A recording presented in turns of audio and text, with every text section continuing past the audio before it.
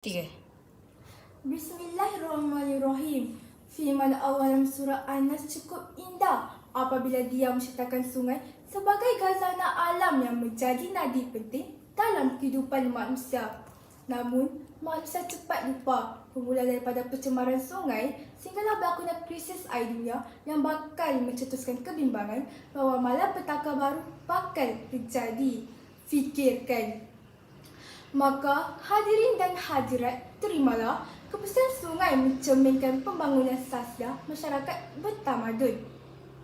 Terima kasih kepada peneraja majlis, kombinasi intelektual yang penuh integriti, warga pendidik yang bermisi, terusnya warga penerus wawasan negara. Assalamualaikum warahmatullahi wabarakatuh dan salam sejahtera. Hadirin yang dimuliakan, frasa kebersihan sungai bermaksud keadaan atau perihal air menjadi yang bersih. Perkataan yang mencerminkan membawa maksud menggambarkan. Konsep pembangunan sasiah ialah proses membangunkan kepribadian yang merangkumi semua aspek jasmani, rohani dan akal individu. Manakala masyarakat tamadun menurut kajian mahasiswa Siti Malaya ialah kehidupan manusia yang telah mencapai taraf kemajuan kemanusiaan yang tinggi berkaitan dengan cara hidup, adab dan budayanya. Ijmalnya, bersihnya air sungai menanda adab dan minda masyarakatnya yang maju dan berkelas pertama. Oleh itu, pidato pada hari ini berkenaan saya merungkai dan menilai isu berkaitan dengan sungai di negara ini melalui 3 dimensi berbeza. Pertama, kepentingan sungai kepada masyarakat. Hadirin yang bervisi, hakikat tidak pernah berdusta bahawa sejarah tamadun awal manusia di dunia bermula di kawasan lembah sungai. Hal ini dapat dilihat melalui pembentukan tamadun manusia di lembah sungai Nil dan lembah sungai Indus. Di Malaysia, kita amat beruntung kerana digunakan banyak sungai untuk kegunaan masyarakat tempatan biarpun corak kehidupan manusia pada masa ini telah berubah.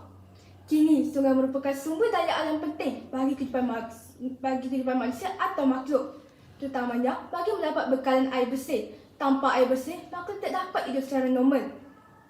Sungai juga merupakan pembekas sumber tenaga elektrik yang utama di Malaysia. Sumber pengairan dan protein sebenarnya semajadi antara negara yang berbeza, kegunaan domestik, medium pengangkutan dan penghubungan antara kawasan pedalaman dengan kawasan bandar dan sebagai pusat rekreasi dan pelancongan.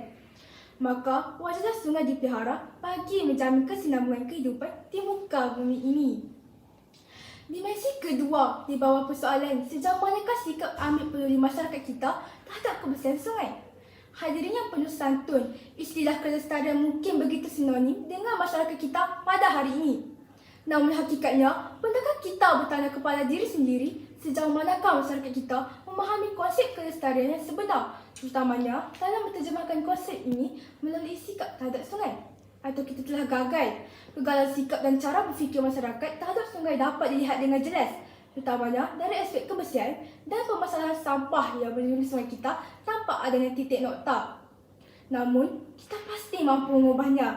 Lihat saja langkah yang diambil oleh Jabatan Pengairan dan Saliran GPS yang melakukan pemasangan perangkap pencemaran kasar atau Gross Pollutant Trap GTP di sepanjang lembangan Sungai Kelang. Pemasangan GTP ini telah banyak dapat mengurangkan sampah peberjan yang terdapat di sungai berkenaan, sekaligus sedikit sebanyak membantu menjadikan sungai berkenaan lebih bersih keadaannya berbanding sebelum pemasangan peralatan tersebut. Dimensi ketiga, kebersihan sungai tanggungjawab bersama. Hadirin yang dihormati, penjagaan sungai adalah tanggungjawab semua warga tanpa mengenal usia, kaum, agama, kedudukan atau kejayaan. Penjagaan sungai bukan satu gagasan yang sukar berbanding membangun sebuah projek kereta nasional. Mereka yasa jabatan berkilometer panjang membelah laut atau memilih jalan raya di serata pelosok negara.